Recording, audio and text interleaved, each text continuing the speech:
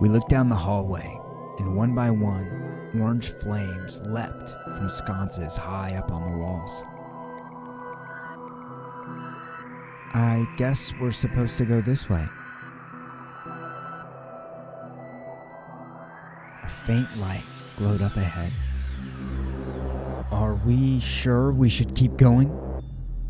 Troy said. I don't know where else we'll go, said Meg. There was a gilded symbol that looked like a crimson flower wreathed in gold flame. I couldn't believe what I was seeing. I had been wearing this exact symbol around my neck since I was 15. And I turned to look at Meg and Troy. They were clutching pendants too.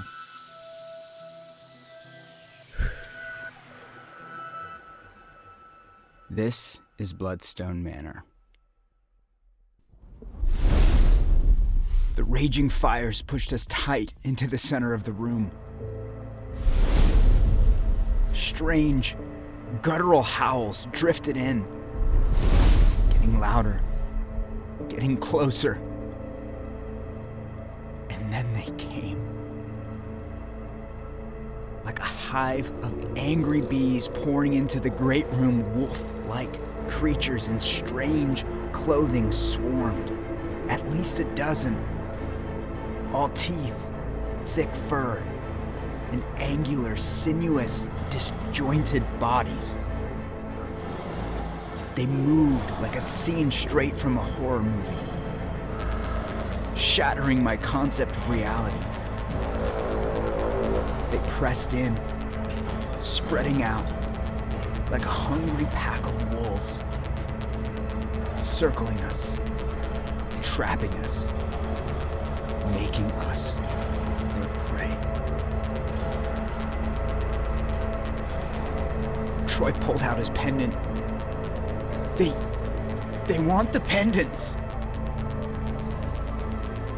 Troy, just calm down. I can't be calm right now. They want the pendants. He ripped his pendant off and held it up. Is this what you want? He shook it out in front of him. And as he did, the biggest creature I've ever seen strode into the room behind the others.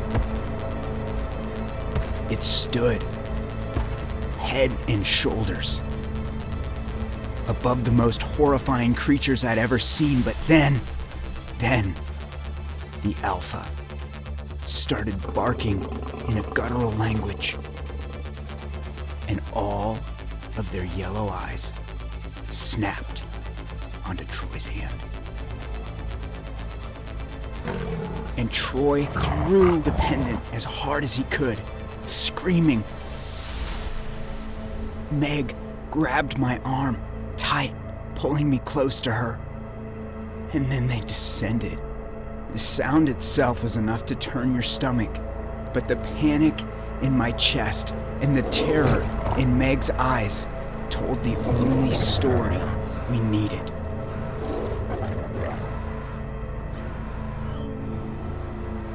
Run.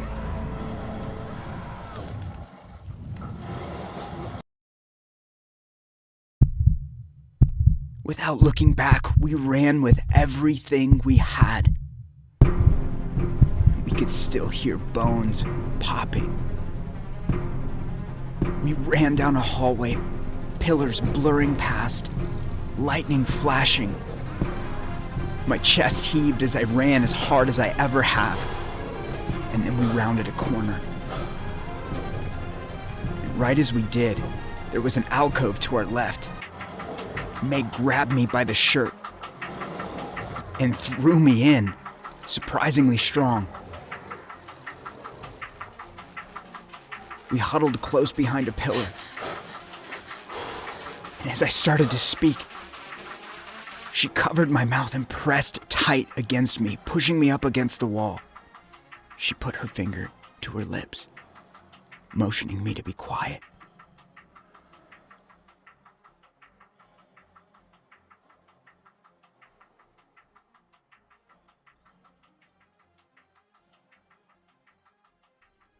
And I held my breath as we heard the beasts realize we were gone. And like a great wave of bloody fangs and angry roars, they rushed down the hallway, streaming past us like a torrent of death and destruction, leaving a trail of blood in their wake. I breathed through my nose. I took as shallow breaths as possible, not believing what I saw. And when the last of them had hurtled by, and then we heard heavy footfalls, walking slow, steady, sure. This was a creature who belonged here, a very part of the castle itself, and we knew it was the Alpha. We could hear him sniffing and stopping and scraping against the walls, not hurrying like the others, almost as if he knew exactly where we were. We heard him step to the other side of the pillar we hid behind, his claws trailing the circular column. Sniffing around the side, he stopped.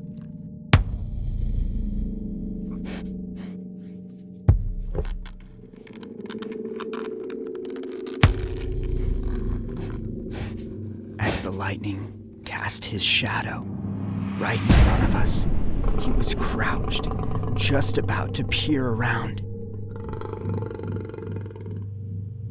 And Meg bent down, pulled off her shoe, and in a single motion, threw it high, arcing overhead, crashing right into one of the suits of armor, knocking it over. The Alpha's head snapped down the hallway, and he ran unnaturally fast. We had to get out of here, now.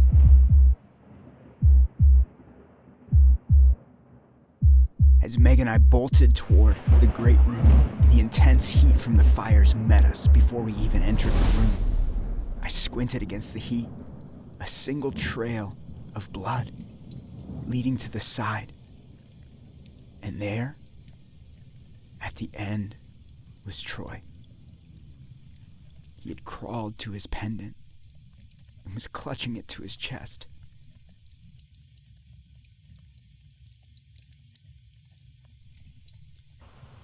I ran to his side, and against the roar of the flames said, "Troy!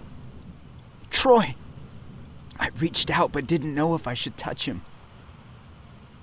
His shoulder was completely ripped open, his face almost unrecognizable, and bone and rib jutting out of his side. He opened his eyes. They were vacant, like he didn't know where he was. He looked at me and said, "Philip? Troy." I crouched and pulled Troy up, slinging him over my shoulders. He groaned. "Hang on, Troy." Meg set off in front of us, back down the hallway we had came from. We were headed toward the front door. We could hear the tide of fury turn back toward us. They were coming again.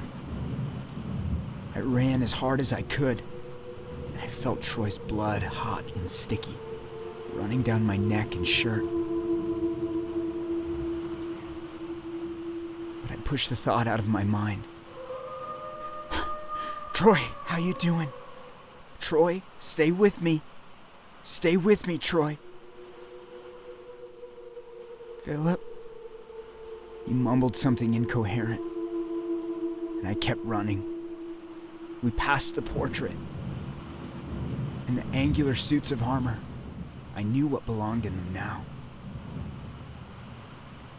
And we came, huffing and sliding to the front door.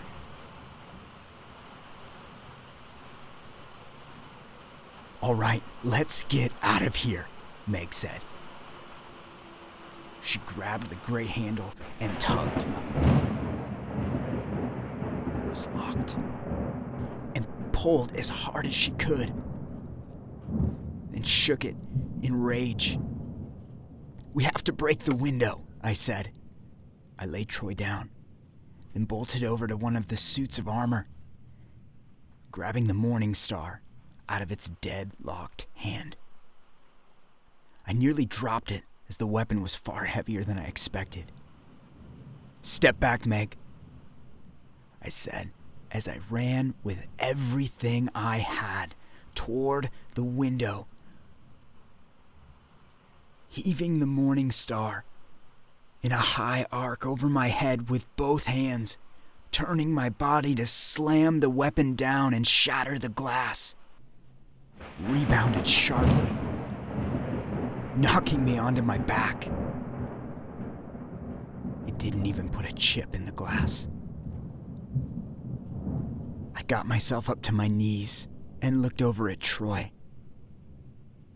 He wasn't breathing. I checked his neck. Meg, there's no pulse. Meg reached inside her coat and pulled out a gun. We locked eyes. I stood up, Morning Star in hand. Meg trained her gun down the hallway. We knew they were just about on us, and we had one option.